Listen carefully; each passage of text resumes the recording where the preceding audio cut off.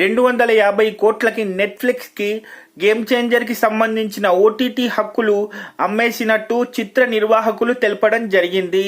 అయితే దీనికి సంబంధించి ఫిబ్రవరి 13, 2025న నెట్ఫ్లిక్స్లో ప్రస్తుతానికి గేమ్ చేంజర్ని ఓటీటీ సంస్థ కొనుగోలు చేసిన సంగతి తెలుస్తుంది.